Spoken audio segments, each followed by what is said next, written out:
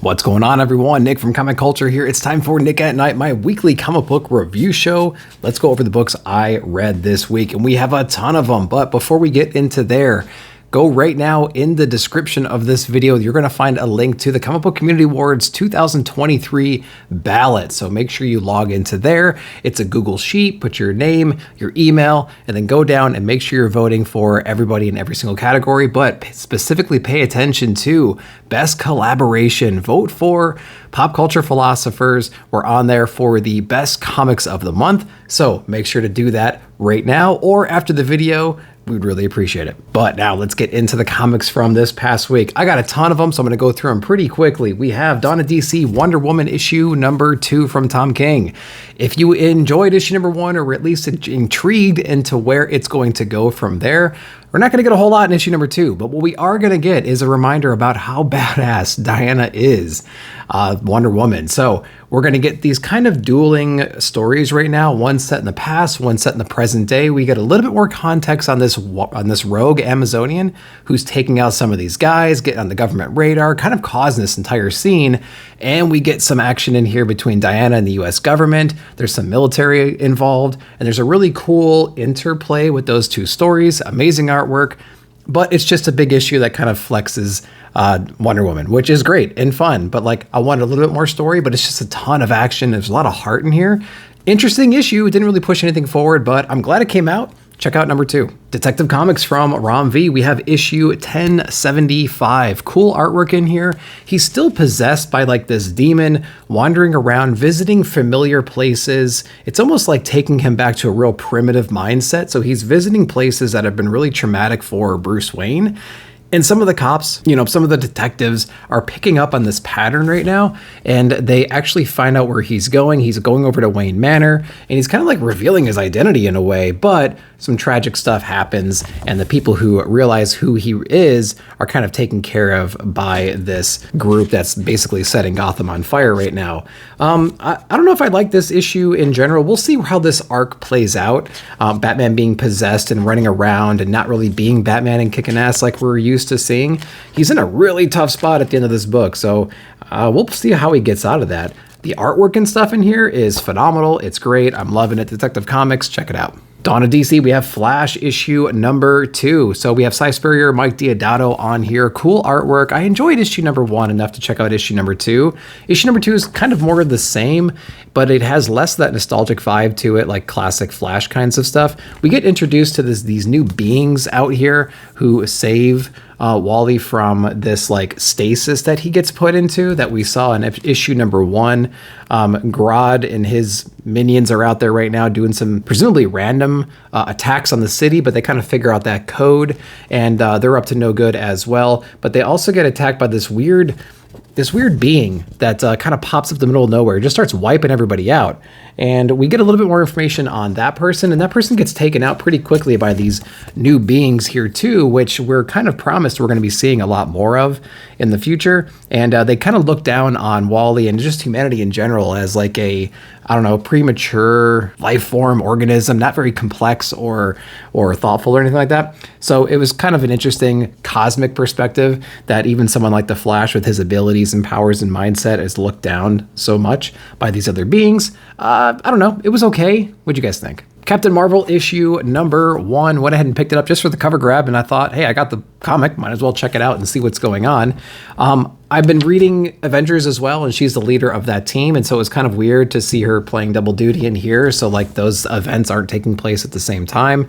We're on Legacy 185. I just noticed that she's fighting some kind of like vampire, some kind of like succubi that can just absorb power, and of course she overwhelms this being the way that you normally overwhelm those kinds of beings, by giving them too much power, and eventually they don't know what to do with it, and they kind of implode from there, or they don't really know how to act. Some other classic Marvel heroes are in this book as well, not ones we've seen a whole lot of lately, and they're either killed or put in a position where they're possessed, and I'll let you read that to kind of see what I'm talking about. I don't want to spoil that on here. And we get to meet this other new, younger hero. Doesn't really have any powers, but she's kind of like a thief. and she interacts with Captain Marvel via the negabands. And so it's kind of cool to see them kind of like bounce back and forth.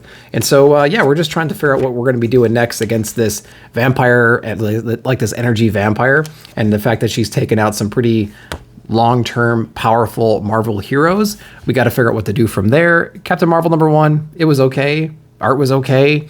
Not going to check out #2. What do you guys think? Then we have Captain America issue #2.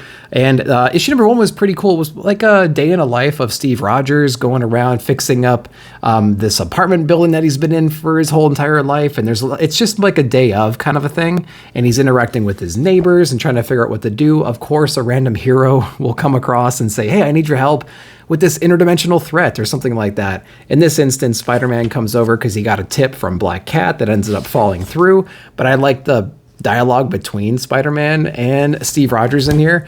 And of course, there's some flashbacks to like some Nazi propaganda, things like that going on in the neighborhood. Of course, he gets beaten up by bullies and whatnot because that's what Steve Rogers did when he was a kid, you know, while stepping up for the little guy.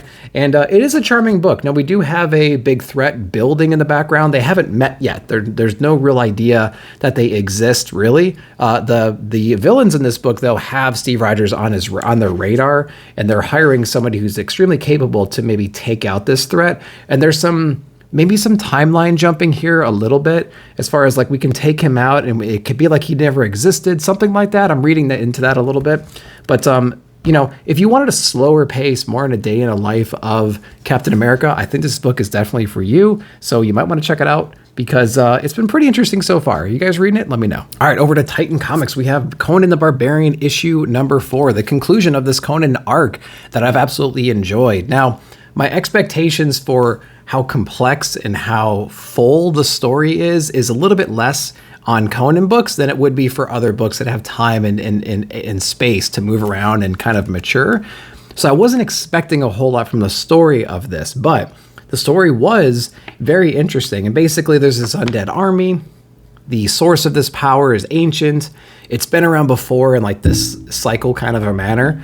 And Conan's having to take it out with his brethren, right? And these new allies that he's made. In the last issue, he gets basically taken to the Temple of Doom, or he infiltrates the Temple of Doom here. And he falls into the waters of this mystical power. He has this vision of this ancient ancestor of his who's taken on this evil before, who helps orient him, mind, body, and soul. And he eventually snaps out of this possession that he's in right now. And he, you know, rallies the forces and fights his way back out into the light. And I thought it was handled really well. The art is probably by far the strongest thing about this book. Like every page, every panel, the composition, it seems very fresh from page to page, and it's brutal, it's gory, it's everything you want, everything I want in a Conan book. The story was fine. I mean, there was enough to it that I was excited to read it and see where it goes.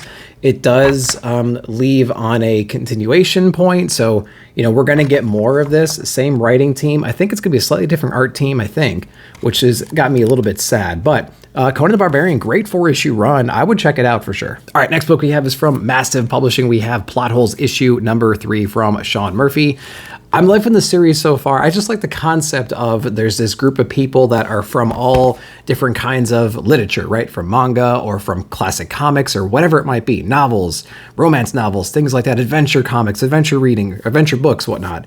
And they're all coming together because they know they're kind of in the Matrix in a way, right? They can infiltrate other books to edit them so that they can live on forever. And they're trying to stop this bookworm, this like physical being that's going through and destroying these universes. In the last issue, we saw that maybe a former teammate is this villain or has somehow integrated with the bookworm. And so they're having to team up and deal with all that. Now, some of our characters on our team are taking that a lot more personally than others. For instance, we have this like pirate lady in here who had a relationship with this past member on the team. And there's a lot going on there. And she's kind of taking this Ronin approach, right? She's like leaving the team and trying to take this head on. We do explore a little bit more about maybe the world in general or the leader of this team through our new recruit. And so we learn a couple different things about her past and how it all intertwines. The art's spectacular in here, but we come to expect that from Sean Murphy. And the plot's pretty cool. And I'm digging this story. Plot Holes issue #3, still a strong book. I'm having a good time with it. Are you guys reading it? Let me know. Something is Killing the Children issue #34, James Tynion. And finally, we get a book. We get an issue that I'm actually excited about reading, but this issue here kind of solidifies my thoughts of, if you're reading Something Skill in the Children past like issue 17, just pick up the trades. Just don't get the single issues. Get the trades, because every once in a while you get an issue like issue number 34. And it's the reason why you read the comic, I think. And it's barely enough reason to read it, to be honest with you. Everything else seems like slow burn, just slow build up to some cool action. And, it pays off. We're paying it off slightly in this issue, but it leaves you at a point where it's like at its maximum excitement. And you're just like, are you serious? I have to wait another month to get the next one. And again, it's this. We have two different threats right now. We have Erica and these people she's getting this, trying to save, and she's building this relationship around. And then we have the new duplicate monster, and then we have Cutter, and they're all after each other. It's this three-way triangle of just death and destruction. And in this issue, they finally come together, but it's cut short right before it gets interesting. So all the buildup we've had for the past, 10 issues or plus at this point, gets cut off right here in this issue. I won't show you some of the coolest stuff in here, but yes, we do have the duplicate monster charging right in, and we do have Cutter showing up and just being a badass as well. So I would imagine that the next two issues are going to be action-packed the whole way through, and I'm looking forward to that. 34, we're finally there, guys. All right, the next book we read was from Boom Studios called Slow Burn, issue number 1. And I think it might be a indication of what the story might be, because I was reading this and I was kind of lost as to like who these people are, some of the relationships between them. But what I gathered, we start this book off with these people rolling into this completely abandoned, rather destroyed town. And I believe they have in possession with them an item that they stole because they were hired to do so, something like that. But they're actually taking refuge in this house right now that has a couple different people in it who they take hostage when they realize it's actually not an abandoned house. And, through a series of conversations and whatnot, we understand that this item that they stole was actually this like magical violin or something like that. And we're supposed to glean some kind of meaning from that. And the person that hired them to do that is a real ruthless dude. And, he's not one to shy away from a murder or two. And I think there's just a lot more to the story that I'm just maybe not picking up, to be honest with you. It wasn't great, in my opinion. Again, there was a couple moments in here where like I was just kind of lost. I'm like, why are they showing me this? Or who's that dead lady? And are they related or something like that? There's just a lot of things going on in here. Or maybe there's not a lot of things, but there's things going on that just weren't spelled out for me enough to comprehend what was going on, to be honest with you. Maybe it's the volume of books I got this week, but I got through this one going, what did I just read? So I don't know. Did you guys have that same experience if you read it? Let me know. Next book from Dark Horse is Drive Like Hell, issue number 1. Another comic with an interesting cover with a car on it. But, Drive Like Hell was a little bit more straightforward and a little bit more fun. If you like demons, if you like resurrection, if you like sadistic stuff like that, if you like evil spirits and like devil worship kind of things, you might be into this book, because the basic premise here is these guys are planning this heist, and on the way out of like the bank job, the driver who's actually the escape plan in here is on his way driving, and his partner, the girl who actually does like the dirty work and gets in there and gets all the money, is actually killed in a crossfire with some pretty bad dudes that he doesn't really understand what's going on. She actually comes back to life in the passenger seat in this car and starts talking to him and creeping him out completely. And we flash back to maybe the origins of this car, because he stole it, and he stole it from these demons. And of course, this car has some kind of abilities inside of it as well. So it's a pretty cool thing. And like the art in here was really creepy. It was dark. It was, just like full of fire and full of demon kinds of stuff. And so I kind of dug that a lot. It was an interesting book. There wasn't like a whole lot there, but the premise was cool and the art was cool. And I don't know if I'll keep reading it, but did you read it? And let me know what you thought. Giant Robot Hellboy, issue number 1 of 3. We have Mignola on the cover on here as well. And I thought it was a decent book. Mignola actually did the story as well. So we have Hellboy here, who was basically kidnapped by this secret agency and brought to this lab where he's basically plugged into this machine where his consciousness will be transported over into this big giant robot that's on this mysterious island that has this base on it that they need to get information from. And I think the objective here is they're going to send some operatives on this base to retrieve whatever it is they're trying to retrieve. But this island is full of like creepy crawly. It's kind of like a Jurassic Park situation. And they need a distraction and or somebody that's going to be taking these giant monsters out. So while Hellboy is trying to figure out what the hell's going on, and he's in the body of this giant robot, we have this agency trying to recover whatever it is they're trying to recover from this compound or whatever it is they're getting into. So I thought it was a rather short story. I could have used a few more pages. It was interesting though, and the art was really cool, and the story's okay, but we don't like have Hellboy doing Hellboy things just yet in here. Maybe in the next couple of issues. It's only three issues. So we only have 2 issues left of this little book right here. I might stick it out. We'll see what I think, though. And I haven't really read a whole lot of Hellboy, so I was hoping there's going to be more Hellboy in it. So I was kind of disappointed, but maybe we'll check some more out. I don't know. What'd you guys think? TMNT and Stranger Things issue number 4, the IDW Dark Horse crossover. Now, I was talking to you guys before about this book. I like the idea of these 2 teams coming together. They're basically going on a field trip from Hawkins, Indiana to New York City. And of course, like Baxter Stockman was messing around with the scientists that were doing experiments with 11. They're all in the same circles. And so he found a way to integrate the Demogorgons and his Mauser units into like Demo-Mausers or whatever the heck he called them. And they were kind of like wrecking havoc, or they're like wrecking the place, right? And so our 2 teams met each other and they're teaming up against all this. But the bigger plot is coming forward right now because there was a way that they were trying to use the Upside Down, or they're trying to create portals to the Upside Down so they can, I don't know, use that technology or use whatever information they can get from that dimension to take over the world. There's some really cool moments in here where the team gets split up. One's in the Upside Down and one's not, and they're both trying to get to that point, that waypoint. And so you got these cool pages of art right here where you're seeing these cross-section battle scenes from each perspective, and they're all trying to get to that center point because one's trying to shut it down, the other team's trying to get out. So there's some pretty cool stuff going on like that. And the pages are actually upside down too. So as you're reading it, you have to flip it and flip it, which I thought was a cool use of not only like the theory behind the Upside Down, but also like the physical media as well. I imagine if you were reading this online or something like that, the pages might be flipped and that would be a nightmare.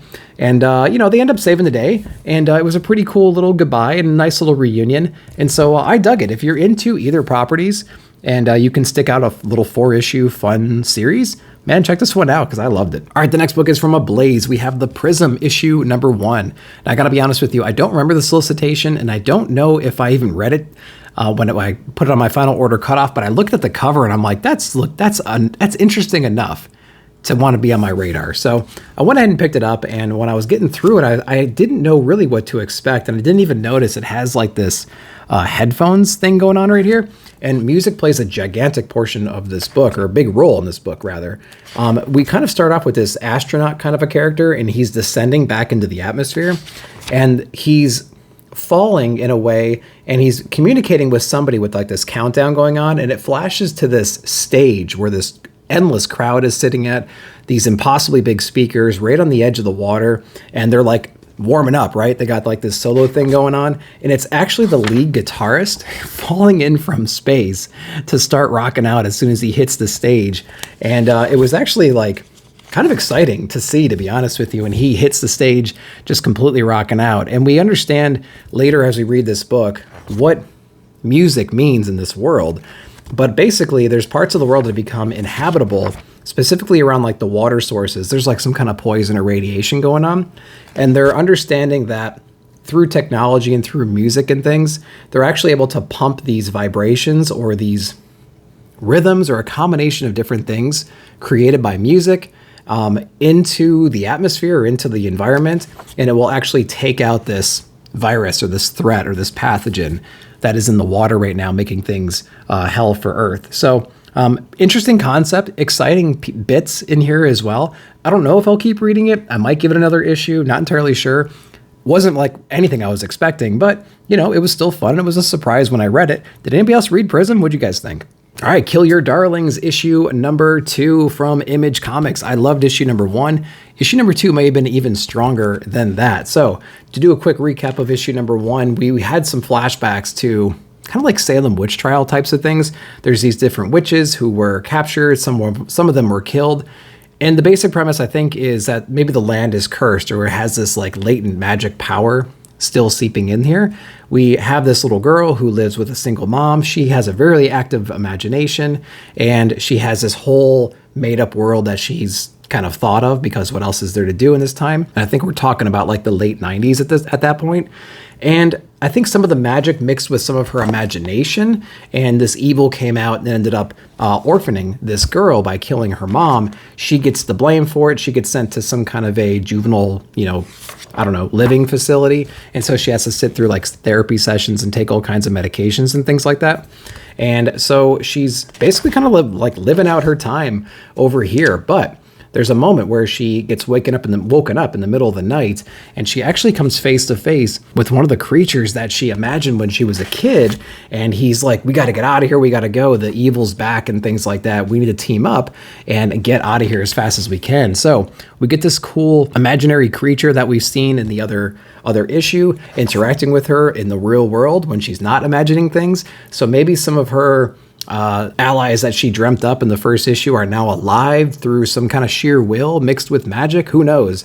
And so now they're having to team up to kind of get rid of this evil. I loved issue number 2. It was awesome. I love the art styles, how they mashed together. Definitely check this one out. We're only 2 issues in, but I loved both of them. Rare Flavors issue number 2 from Ron V and Felipe Andrade. And man, we got another great issue from this pair. So we have this old, presumably Indian demon deity out there who's actually, I don't know if he's reincarnated inside of this guy's body, but essentially he's going around and he's consuming just like beautiful, matured, like max potential, dishes, flavors, and maybe even people too. He's a little bit of a cannibal as well. But again, he has very specific tastes. He only wants to eat. He wants to consume the most beautiful, optimal things out there. So he appreciates like hard work and commitment and being a master at your craft, things like that. Speaking of masters of their craft, holy crap, the coloring in this book and the art is absolutely phenomenal, man. The landscapes in here,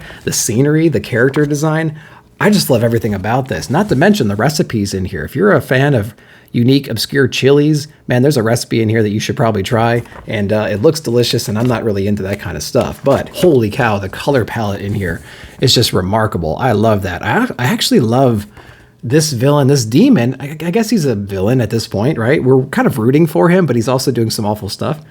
The thing that really gets me about this guy is like I can admire his obsession with perfection. I think that's the coolest thing about this guy. And, he's trying to reconcile that. Our other main character, doesn't really know his true intentions. He's actually documenting this like a documentary. And he's not really wise to everything yet, but there also are 2 other characters in this book who are well aware of this guy and the fact that he's like a demon, and they're hunting him down. Presumably they're really ancient as well, or they just know about them and they come from a lineage of maybe demon hunters, something like that. That hasn't been fleshed out yet, but they're in this book as well. There's a cool interaction with them. Rare Flavors, masterpiece so far, 2 issues in, check it out. James Tynion IV on Dracula, issue number 1, and Martin Simmons on here. I'm gonna go ahead and say this book was amazing. I'm not that familiar with Dracula. Of course, I know him like, the basics of everything, and I've seen some of the classic movies and whatnot, but I'm not one to like fall over for Dracula kind of stuff, but I loved this book. First off, Martin Simmons' art in here is probably the best I've ever seen him produce, and he's done some spectacular stuff in the past. His usage of color alone and just this weird, creepy vibe is absolutely brilliant in here. There's a couple pages in here that absolutely blow me away. And we have Renfeld, and he's talking about how Dracula is kind of gaining his powers right now. He's kind of building up to something bigger, and that everyone should be fearing him, but nobody really knows who he is because society's kind of moved along from all those kinds of lore and mythology and those kind of like ancient threats, right? But Dracula's coming back, and he's doing everything he can do to warn these people that day is coming, but they're trying to fix him with like modern psychology at that time. There's a page in here that absolutely blew me away. It's like the creepiest thing in the world, and I'll show it because it doesn't give away anything, but there's like flies or insects. Presumably it's not real, or it's like all on his head, something like that. But I lingered on this page for a full 5 minutes just staring at stuff, thinking to myself, that is the creepiest thing I've seen in comics in a long time. Composition, art, spectacular. Storytelling, awesome as well. So you definitely got to be checking out Dracula. Even if you're not into horror stuff, like I don't care. This book could have come out in February and it would still be amazing. Check it out. Ice Cream Man issue number 37, W. Maxwell Prince, Marazzo Al-Halloran. Man, this book is spectacular. First off, this is the 20th anniversary of Walking Dead, if you can believe it. It feels like only a couple of years ago, and I guess it was technically, that we had the 15th anniversary blind bags. Remember those black bags you can buy with a mystery variant cover inside for Walking Dead? That was really cool. This issue here, there's a lot to unpack in this issue, and we talked about it on the monthly Best Comics of the Month over at Pop Culture Philosophers. This was my my second book or something like that we talked about. We have this couple, and I'll show you. Not a couple, they're brother and sister. And they're going through the basement or the belongings of their brother who actually committed suicide. Their brother was a cartoonist in the style very much similar to like a Dr. Seuss or something like that. Here's some of the creations that he has. The subject matter of the story, though, despite it being a really cute drawing and things like that, is actually pretty dark. They're actually enlisting to go to the war, and the male version of this character is saying goodbye to his fiance, who's with child right now. He's going over to war, going to basic training, learning how to be proficient with all the weapons and tactics and knowledge and everything like that to do the best they can do inside of this war. While that's going on, we have this argument between the two surviving siblings.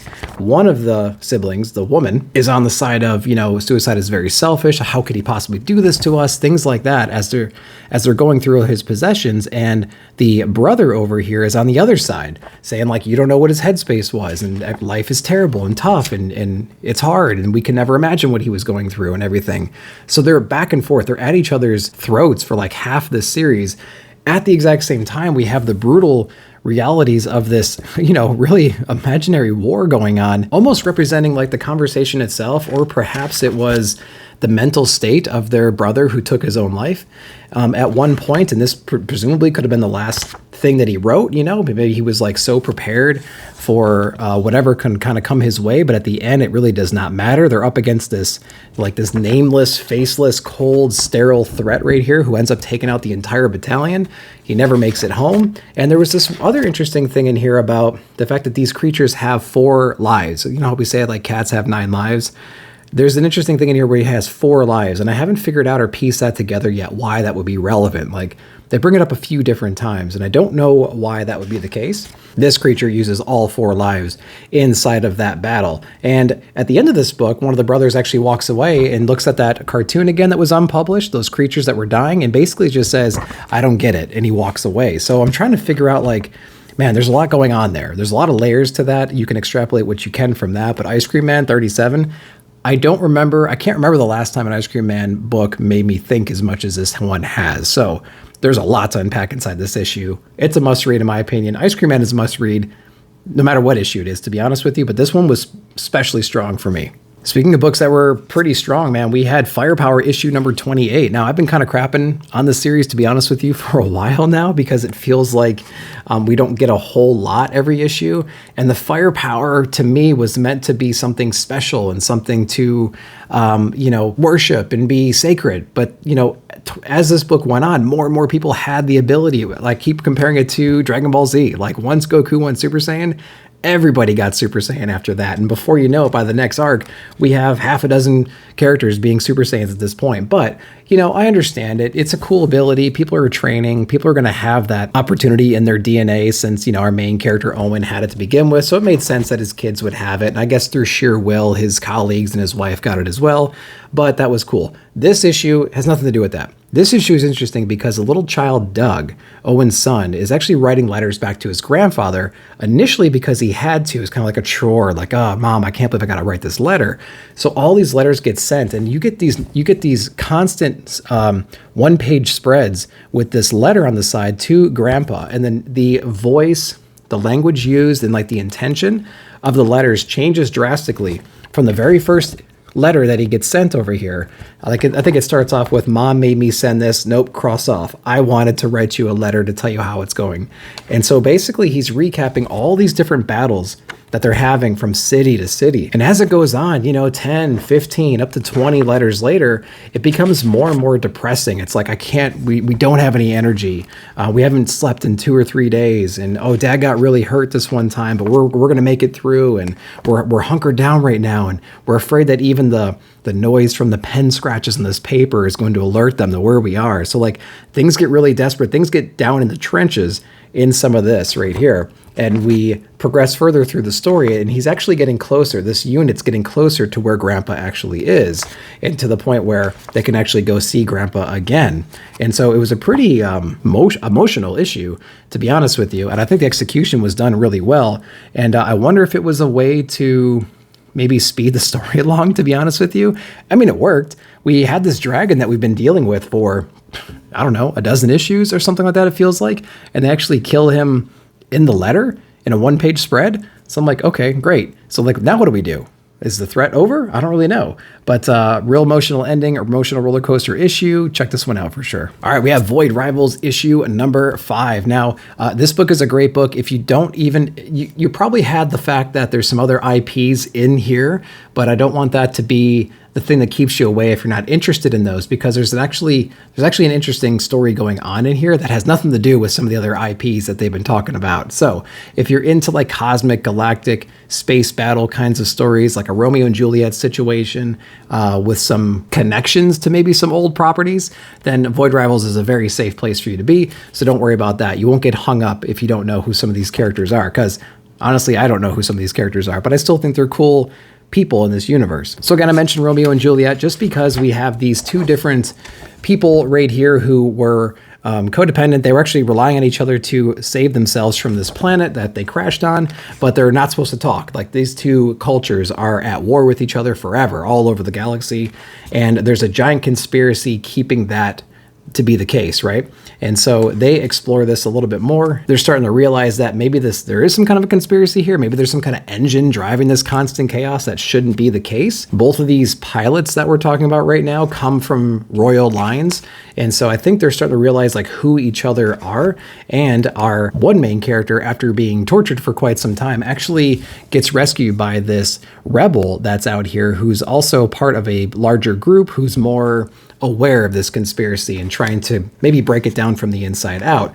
Not entirely sure. There's some cool stuff going on in here. So again, if you're into like, sci-fi kind of space battle things with a Romeo and Juliet situation with some ties to maybe some familiar projects, then definitely check out Void Rivals. I think it's a pretty good book so far. I'm waiting for it to kind of blow up a little bit, like have like a really amazing issue. They've all been pretty decent so far. Check it out. All right, and the last book I'm going to cover this week was Gone from Distillery, written and drawn by Jock. And my first impression is I don't mind this size right here. I think it's like a prestige size, or not exactly a magazine, but it's that DC Black Label size, if you're familiar with that, more or less. And Gone was a book that was teased inside that Distillery sampler book that came out a little while ago. Amazing artwork in here, and I remember that one as being kind of like, there's an advanced civilization, but there's also these relatively homeless people out there that are scavenging for goods and things like that. And one of them happens to jump on a ship, a cargo ship that had a lot of different provisions on it or whatever. And maybe they got away without getting anything, but it was like a close call situation.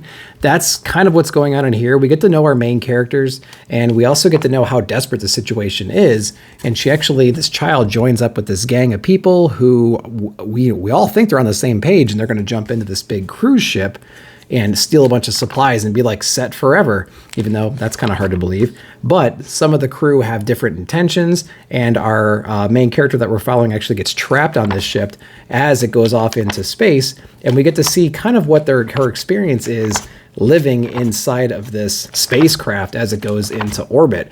And so we get a lot of cool shots like this, where it's like these cross sections of her going through the different, ventilation shafts or whatever the negative space is between rooms.